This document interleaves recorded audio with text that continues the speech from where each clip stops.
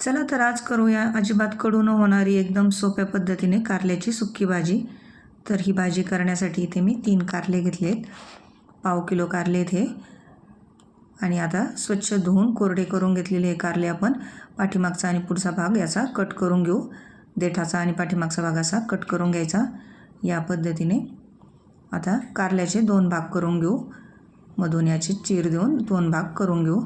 आणि यातलं सगळं बी काढून टाकायचं आहे आपल्याला. या पद्धतीने सुरीशी गोल गोल फिरवून सगळं बी कारल्यातलं काढून घ्यायचं, किंवा एखाद्या चमच्याने काढलं तरी चालेल. तुम्हाला जसं सोपं वाटेल त्या पद्धतीने बी काढून घ्या. पण अगोदरच असं पूर्ण अर्ध्या फुडीतलं बी काढलं की सोपं जातं. नंतर मग आपण कारलं कापून घेतल्यावर प्रत्येक एका फुडीतून काढत बसावं लागतं. त्याच्यापेक्षा हे सोपं जातं आणि पटपट निघतात असं.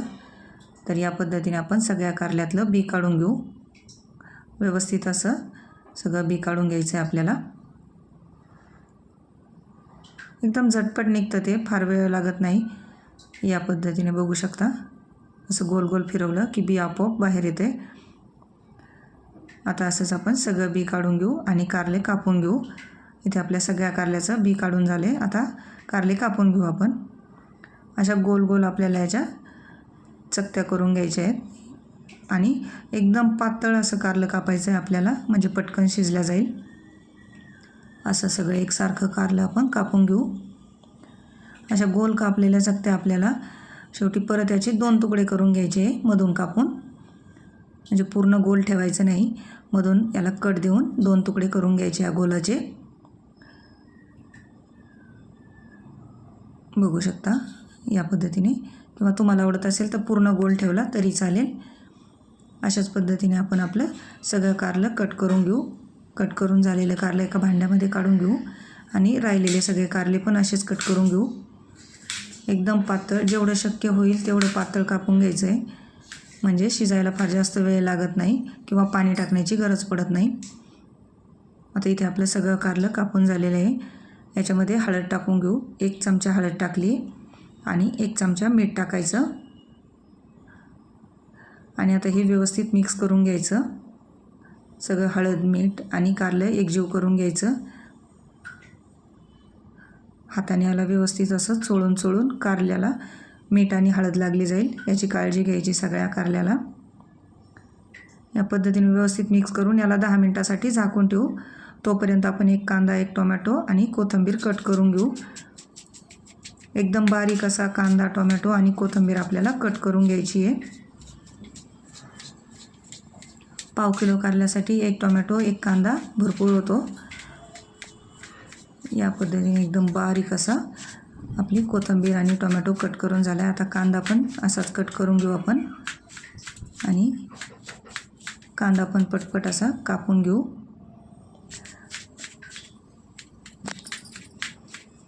इथे आपले कोथिंबीर, टोमॅटो आणि कांदा कापून झालेला आहे. आता आपण कारलं बघूया. आपलं 10 मिनिट ठेवलेलं, त्याला पाणी सुटलं असेल. बघू शकता असं भरपूर पाणी सुटलेलं आहे आपल्या कारल्याला. ते असं पिळून पिळून काढून घ्यायचं, दाबून दाबून. असं पाणी काढलं की आपलं कारलं अजिबात कडू होत नाही. व्यवस्थित जेवढं शक्य आहे तेवढं पाणी काढून घ्यायचं. मीठ आणि हळद लावल्यामुळे आपल्या कारल्याला पाणी सुटतं आणि कडूपणा त्याचा कमी होतो. आता इथे सगळं कारलं आपले दाबून पिळून झालेलं आहे. बघू शकता एवढं पाणी निघालेलं आहे. आता हे कारलं तुम्हाला धुवून घ्यायचं असेल तर घेऊ शकता, किंवा अशीच भाजी केली तरी पण चालेल, किंवा एखाद पाण्याने धुवून घ्यायचं असेल तरी घ्या. गॅसवर एक कढई ठेवली आहे. कढईमध्ये तेल टाकले. तेल गरम झालं, त्यात मोहरी टाकली. मोहरी तडतडली की 1 चमचा जिरं टाकले. जिरे छान फुलले की आपण बारीक कट करून घेतलेला कांदा याच्यामध्ये टाकून घ्यायचा आहे. सगळा कांदा याच्यामध्ये टाकून घेऊ आणि कांदा आपल्याला परतून घ्यायचा आहे व्यवस्थित. कांदा छान सोनेरी रंगावर परतून घ्यायचा. 2-3 मिनिट लागतात त्याला परतण्यासाठी. आता इथे आपला कांदा बऱ्यापैकी परतून झाला आहे. याला आणखी थोडा वेळ परतून घेऊ, म्हणजे छान सोनेरी रंग आला की याच्यामध्ये आपण टोमॅटो टाकून घेऊ. आता आपला कांदा परतून झाला आहे. टोमॅटो टाकून घेतला. टोमॅटो पण आपल्याला 1-2 मिनिट परतून घ्यायचा आहे. कांदा आणि टोमॅटो व्यवस्थित परतून घ्यायचे. एकदम नरम झालं पाहिजे टोमॅटो. आता याच्यावर झाकण ठेवू आपण आणि 2 मिनिट झाकण ठेवून शिजून घेऊ. इथे बघू शकता कांदा आणि टोमॅटो आपले व्यवस्थित शिजले गेलेत. छान असा नरम झाला आहे टोमॅटो. आता याच्यामध्ये भरपूर कोथिंबीर टाकून घेतली आणि ती पण व्यवस्थित मिक्स करून घेऊ. कोथिंबीर मिक्स करून झाली की याच्यामध्ये मसाले टाकून घेऊ. पाव चमचा हळद टाकली, 1.5 चमचा लाल मिरची पावडर टाकली आणि धने पावडर टाकली. कांदा लसूण मसाला टाकला आहे 2 चमचे.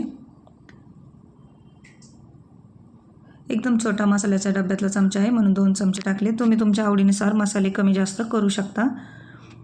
आता याला व्यवस्थित मिक्स करून घ्यायचं. बघू शकता छान असा रंग आला आपल्या मसाल्याला. सगळे मसाले कांदा टोमॅटो मिक्स करून घ्यायचं व्यवस्थित. 1 मिनिटभर परतून घ्यायचं. छान 1 मिनिट परतून झालं की आता याच्यामध्ये कारलं टाकून घेऊ आपण.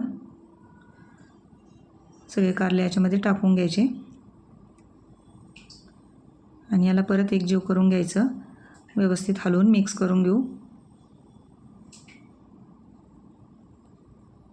अजिबात कडू होत नाही कारलं आणि खायला एकदम सुंदर टेस्टी लागतं. तुम्ही पण अशा पद्धतीने कारलं करून बघा.